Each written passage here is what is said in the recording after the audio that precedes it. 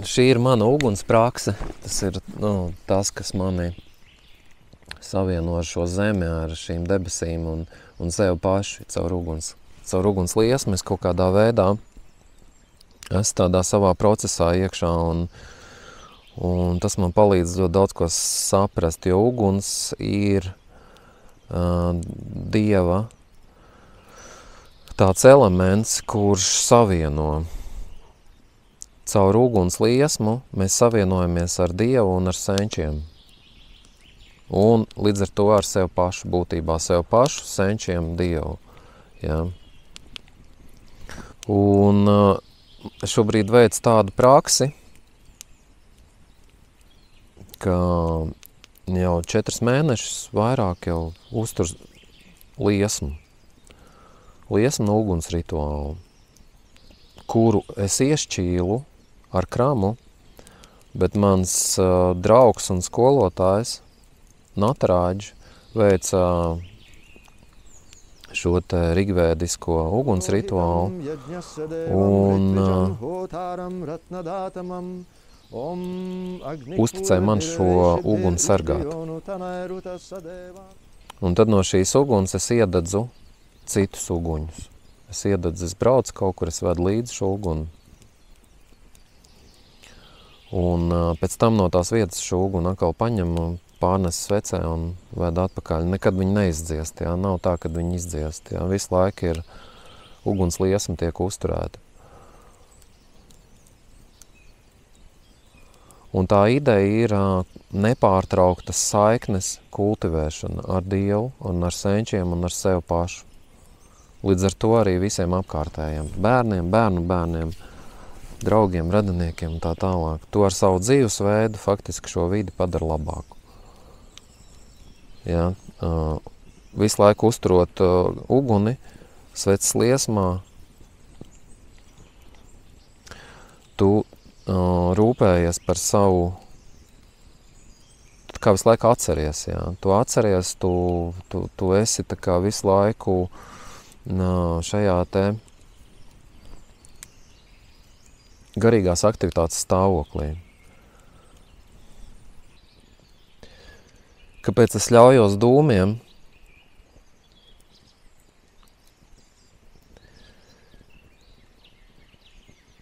Man patīk šī te vietējo koku smaka, dūmu smaka.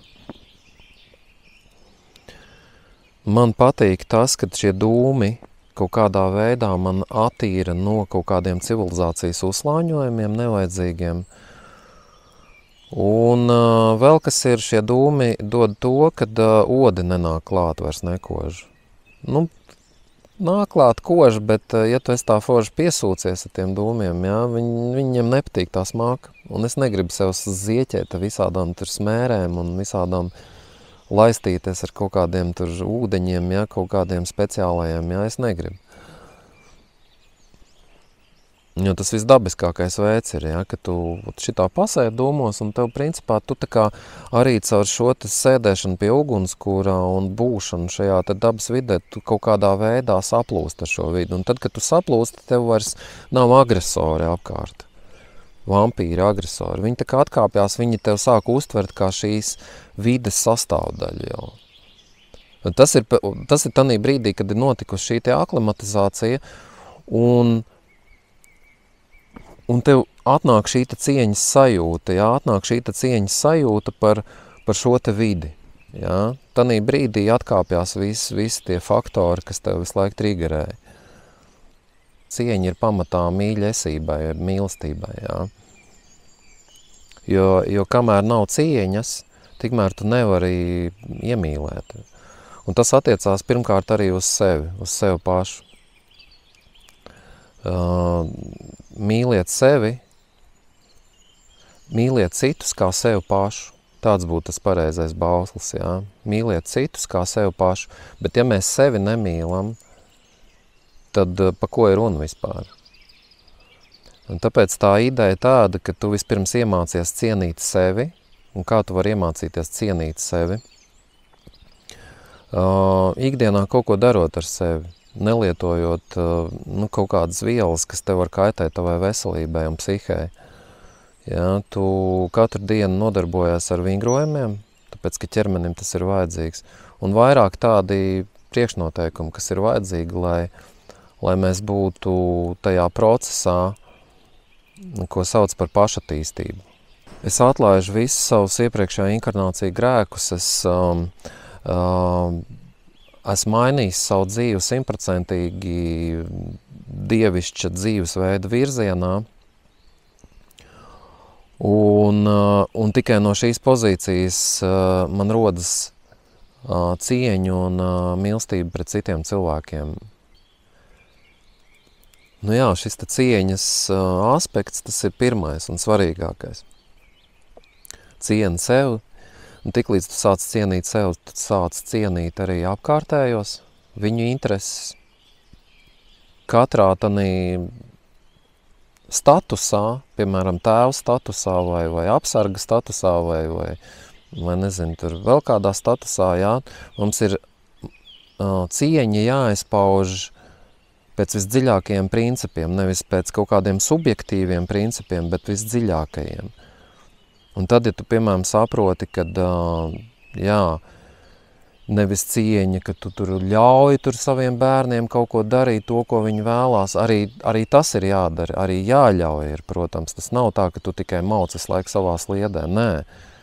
Tur ir jābūt, tur empātijas un tas harmonijas princips, ka tu noķer to frekvenci, kurā tu ar šiem bērniem var sadarboties jau, jā, pēc vislabākajiem principiem.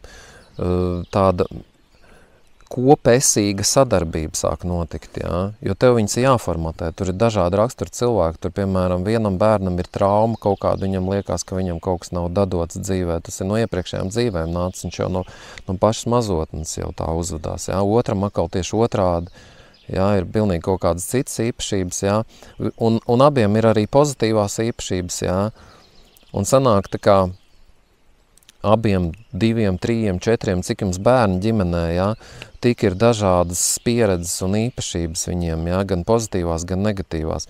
Un iemācīties sadarboties jau savā starpā ar savstarpējās cieņas principu, jā, kas ir pamatā visam. Jā, tas jau tad ved uz harmonisku sabiedrību, jā. Jo tas, ko, piemēram, reliģijā visu laiku sludina par to, ka mīlestības Dievu un tam līdzīgi, jā, viņi jau nevar notikt, kamēr tu nemīli sevi. Nu kā, tevs ķermenis ir Dievu dots, jā, Dievu radīts, jā, nu kā tu var nemīlēt to ķermeni, jā, kā tu viņu var noliegt, kā tu visus seksuālos impulsus var noliegt, kas tev ir, jā, kā tu var noliegt vēl daudz citus impulsus, jā. Viņus nedrīkst vienkārši noliegt, bet ir jāapzinās un jāveido, jāatrod ceļi, kādā veidā šīs puses apmierināt. Matērija gars, visu laiku kompromiss kaut kāds. Spīguļo saulīt, spīguļo saulīt, spīguļo, spīguļo, spīguļo saulīt, spīguļo saulīt, spīguļo saulīt, spīguļo, spīguļo, spīguļo saulīt, spīguļo saulīt, spīguļo saulīt, spīguļo, spīguļo, spīguļo saulīt. Mēs katrs esam savā dzīvē centrālā ass. Un jebkuros apstākļos mums ir jāiemācās šo asi turēt. Un viegli ir pateikt, bet grūti to, protams, ir izdarīt, tāpēc, ka tā ir dzīve, un dzīve norit sekundes simtdaļās. Tev nav laika domāt pēc kaut kādiem principiem, tev citreiz instinkti ņem virsroku, un citreiz tu ļauj šiem instinktiem ņemt virsroku, tāpēc, ka kaut ko tu neesi izdzīvojis, kaut ko tev vajag, tev kaut kādas baudas vai ciešanas vajag izdzīvot, un tāpēc tu zemapziņā ļauj kaut kam notikt, jā.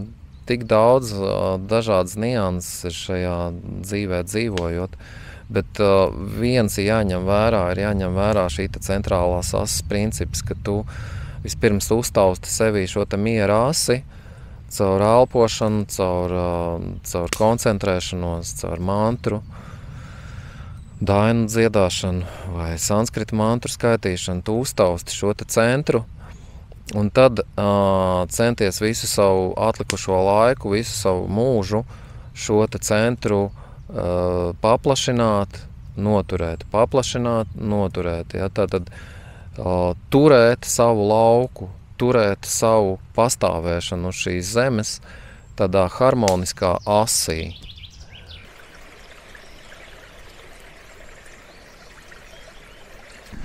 Ir jāsaprot 3 lietas. Tātad, tas esmu es savā espatībā. Un pirmais, kas ir jāizdara, jānodibina kontakts pašam ar sevi. Tas ir jāsāk sev cienīt. Jā. Tas ir rīta darbības, kuras tevi veda ārā no laiskuma, slinkuma, kūtruma, miegainības un tā tālāk. Jā. Tās ir tās darbības, kuras ir pēc būtības kā godināšanas. Piemēram, ja es nomazgājos tur kontrastainā dušā vai augstā ūdenī, pēc tam aizēju uztaisu vingrojumu sēriju, tad tādā veidā es godinu Māru. Ja es veicu kaut kādas rīcības ikdienā, kur es palīdzu citiem cilvēkiem, es esmu atsaucīgs, es esmu palīdzu un tā tālāk, ja es daru tādas rīcības un izplatu ap sevi pozitīvu lauku, kas cilvēks iedvesmo, kas palīdz cilvēkiem dzīvot, jā, tad es godinu laimu. Jo es ar savu rīcību faktiski gan attīru pagātni, gan veidoju savu nākotni un tagadnē radu pozitīvas tādas vibrācijas no sevis. Ja es dziedu Dievu dziesmas un visu šo algoritmu ņem vērā un zinu, kā viss strādā, un atceros par Dievu un esmu viņa paspārnē ar tādu sajūtu, ka es esmu Dieva paspārnē, nevis, ka es pats esmu Dievs, bet kad es esmu Dieva bērns, ka es esmu Dieva dēls, ka es esmu Dieva, Dieva ģimene, jā. Tad tā ir Dieva godināšana, jo viņam vispatīkamākais ir tas, ka tu atceries par viņu, ka tu saproti, ka viņš ir mūžīgi tev līdzās esošs un ka tu esi Dieva ģimene, jā. Ka tu neesi vienkārši kādās ego struktūras radīts biorobots, jā, bet ka tu esi apzinoša, sevi apzinoša, vidi apzinoša un attīstībā esoša būtne, kura tiecās uz savu harmonisko vidi un dievsētu, jo agri vai vēl mēs tur nokļūsim. Mans jau, protams, kad ideālais sapnis ir šīs dzīves laikā izveidot tādu vidi, kas ir tā kā dievsētas kopija, kurā ir matērijā esoša viensēta, ja, kāda bija mūsu koka civilizācijai senajai, ja, kas pastāvēja vēl pirms 10 000 gadiem, 20 un 30 000 gadiem. Ja. Tātad tur ir māja, klēts, kūts, rīja un tā tālāk, un visa šī vide darbojas draudzīgi, nav nogalināšanas procesi, netiek ēsta gaļa, jo gaļas ēšana tā kā ir pieprasījums pēc slepkavības, ja, kas ir jāsaprot. Pieprasījums pēc slepkavības. Lūk, to var darīt, bet to var darīt tikai tad, ja ir galēji nepieciešamība, ja ir bats, un ja ir karš, ja ir bats, ja vēl kaut kas, bet tā jau ir destrukcija. Faktiski tas ir laika posms, un šie pēdējie 5000 gadi varētu būt arī kaut kas tāds, kad tad arī sāk lietot to gaļu. Man liekas, ka mūsu teritorijā vispār tikai dažus gadsimtus atpakaļ sāk lietot. Līdz tam nebija nekas tāds, jā. Lūk, apstiprinājums.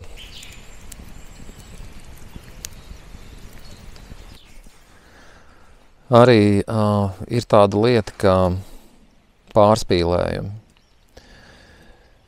Tas ir viens no prakses sastāvdaļām, ir rīcība, saprātā un mēra sajūtā balstīta rīcība. Krieviem ir tāds ļoti labs vārdu salikums всему мера. Visam ir savs mērs. Un tad, kad tu esi pareizajā ritā, rīts ir saistīts ar dabas ritmu, tad, kad tu esi tajā pareizajā arī sajūtā, emocionāli iekšēji, ja, kad katrā gada laikā tev ir kaut kādas dzīves korekcijas atbilstoši tam gada laikam, atbilstoši videi un tā, ja, ka tu arī cieni savu ķermeni, cieni savu savu būtību, savu esību, ja, kurā ir gan ķermenis, gan vispārējās tās tie slāņi, ja. Tad to var saukt par pilnvērtīgu dzīvi un pilnvērtīgu cilvēku, ja ir šajā te visā iekšā un attīst sevī visu šīs te pozitīvās īpašības un tam līdzīgi, ja, tad riktīgi forši. Bet es vēlreiz varu atkārtoties, ja, ka mēs ikdienā esam, tā ikdiena sastāv no mirkļiem, un tie mirkļi ir sekundes simtdaļas.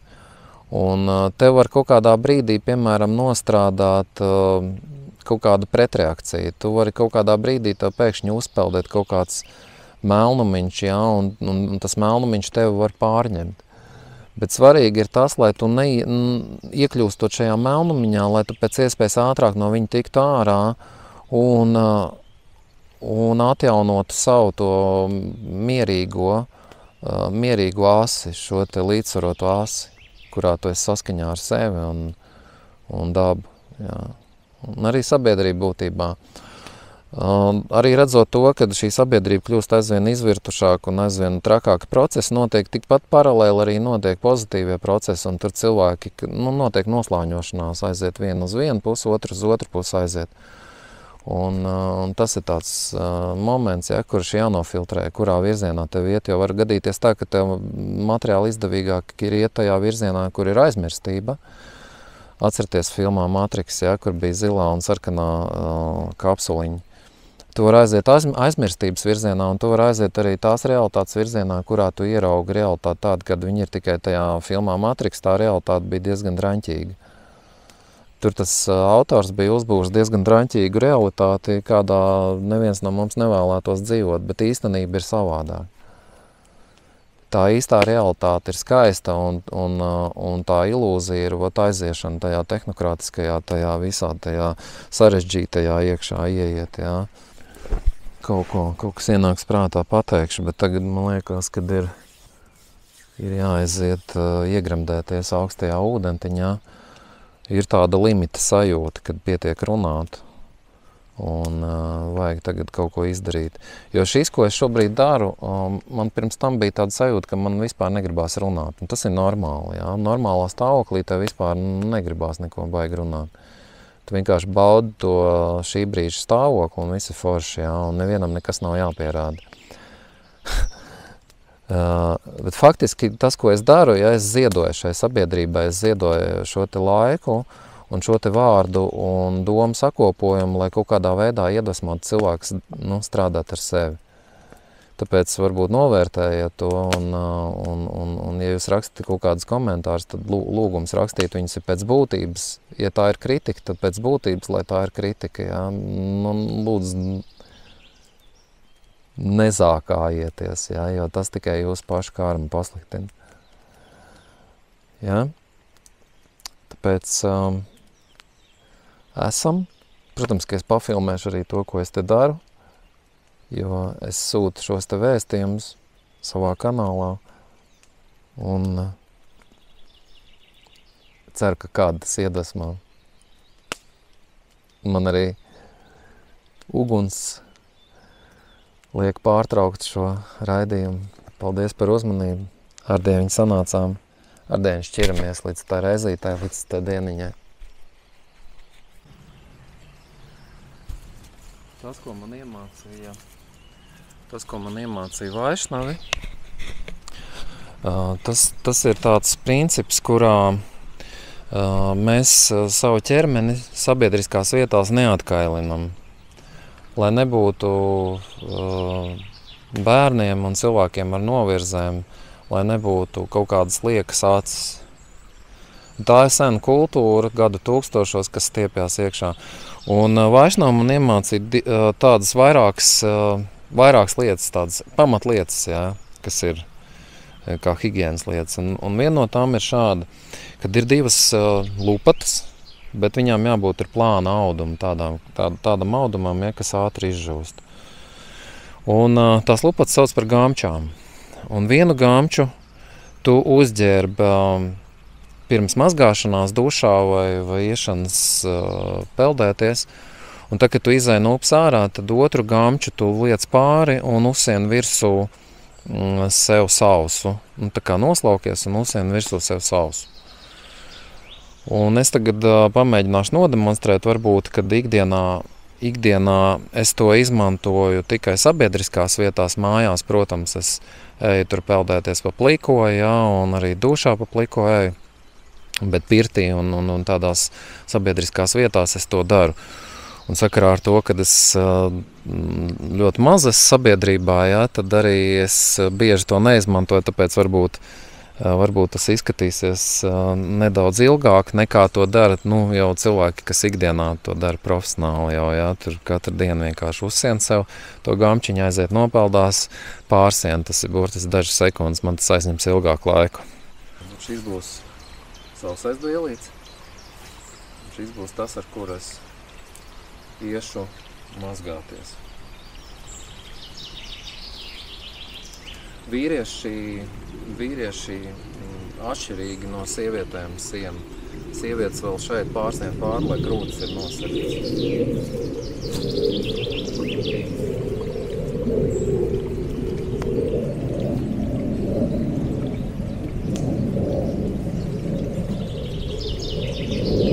Viņš var būt arī īsāks, teiksim, kaut kur tā. Tikai, lai pieķertu tā, lai nenākā, lai kājas tad nav redzama.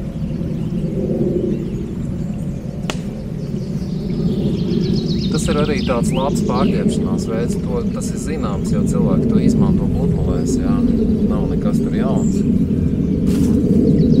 Kā kultūras sastāvdaļa gada tūkstošos tas ir bijis, jā.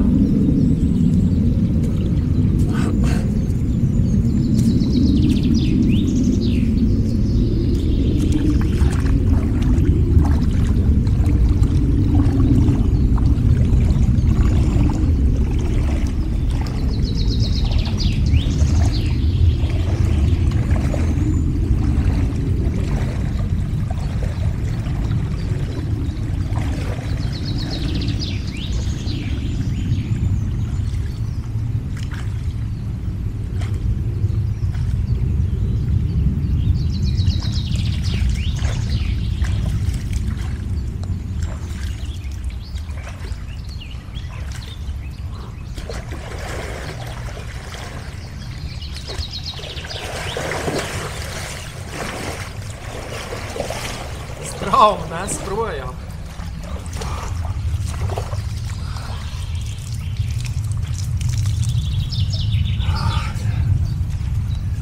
Mārs, ūdens, mātes svētība. Perfekti.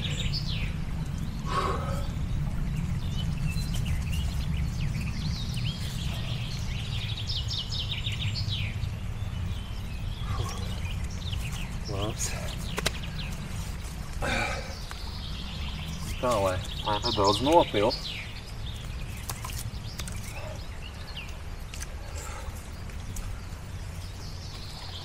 Man parasti nepatīk slaucīties ārā, kad es esmu.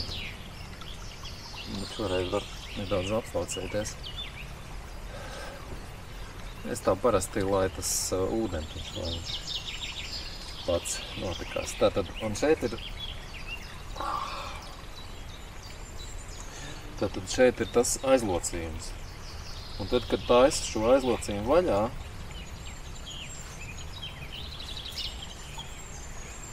tad taisot vaļā sienu otru. Viss.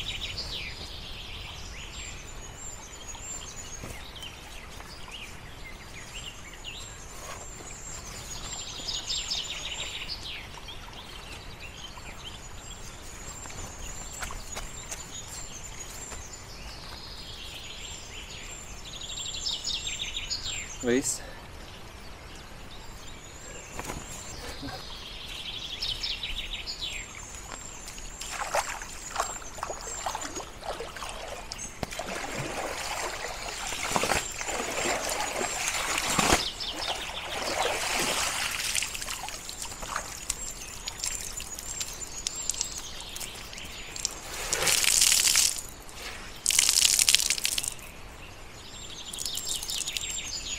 Un šo otru vienkārši izkar un izžūst ātri. Jo plāns audumiņš viņš ātri izžūst. Viss, paldies par uzmanību.